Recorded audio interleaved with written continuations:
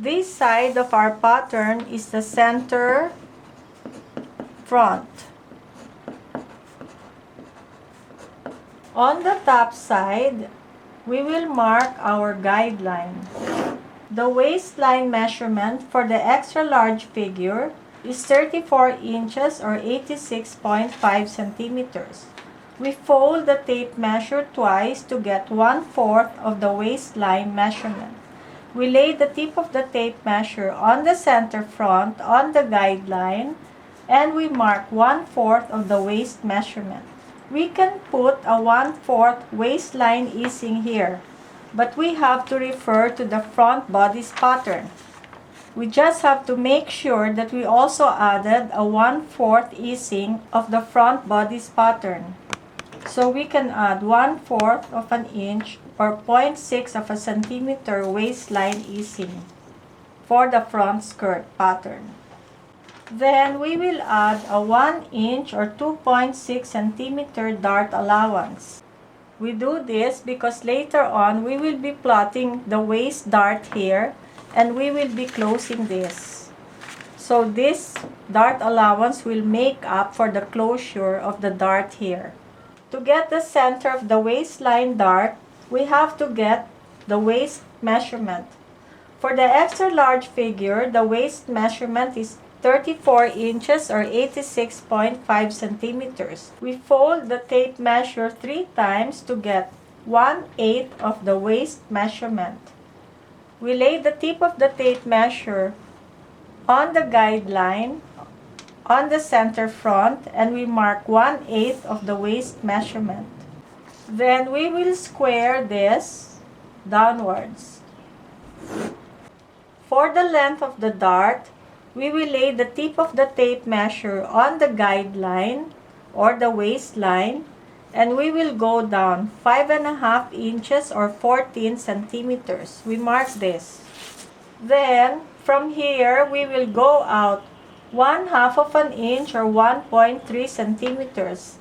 And from this mark of the center dart, we also go out 1/2 of an inch or 1.3 centimeters. With these 3 points, we will connect these points with straight lines.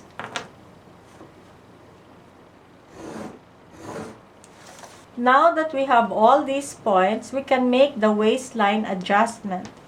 To do this, we have to refer to the front bodice pattern. Whatever measurement we use to make the waistline adjustment for the front bodice pattern will be the same measurement we will be using for the waistline of the front skirt pattern. For the front skirt, to determine the measurement of our adjustment, we have to refer to the front bodice pattern. As you can see, we went down 1/2 of an inch or 1.3 centimeters. So we have to do this here. We have to go down 1/2 of an inch or 1.3 centimeters. We mark this. Then we will connect these 2 points with this part of our curve ruler. This now will be the final waistline curve. So we will cross this out. The lower hip level for the extra large figure is 9 inches or 23 centimeters. So we lay the tip of the tape measure on the guideline or the original waistline and we go down to 9 inches or 23 centimeters. We mark this. Now we will square this outwards.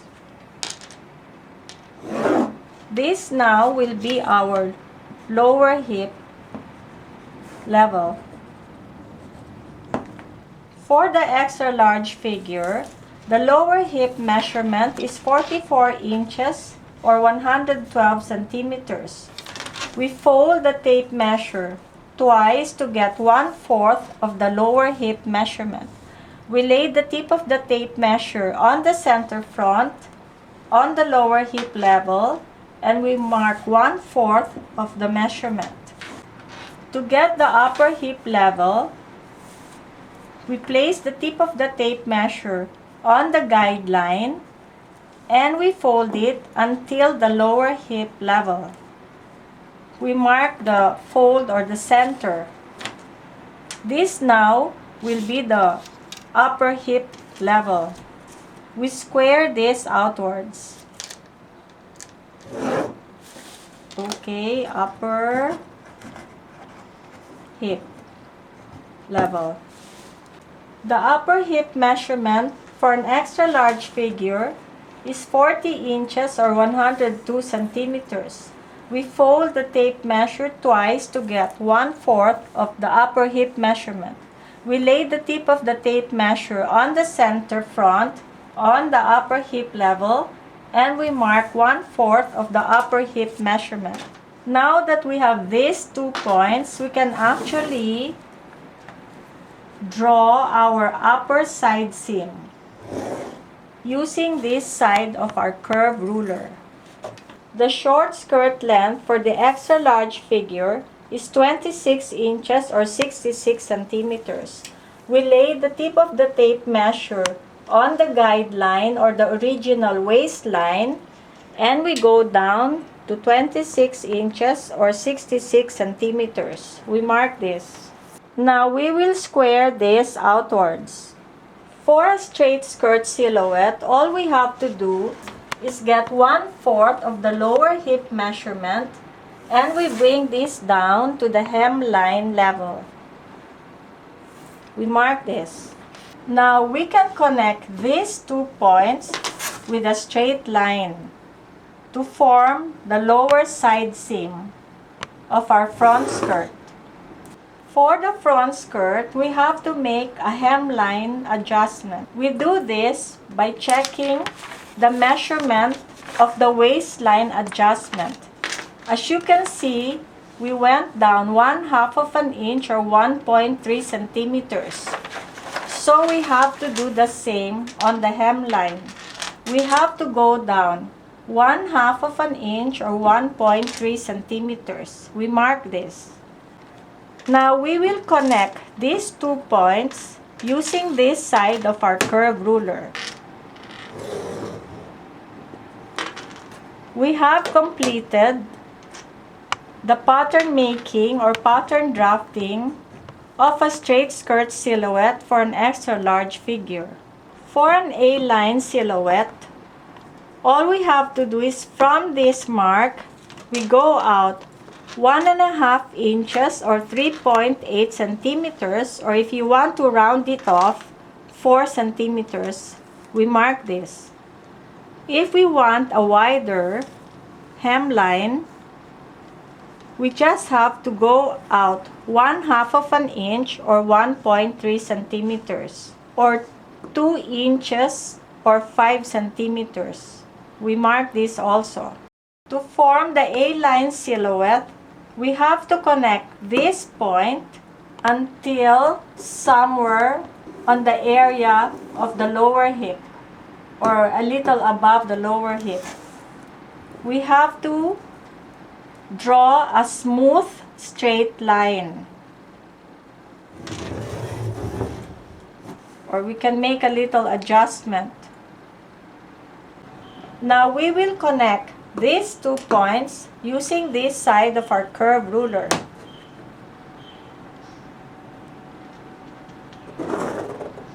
Before cutting, we have to make sure that all our measurements are correct. So we will be cutting the final outline of the A-line silhouette of our front skirt.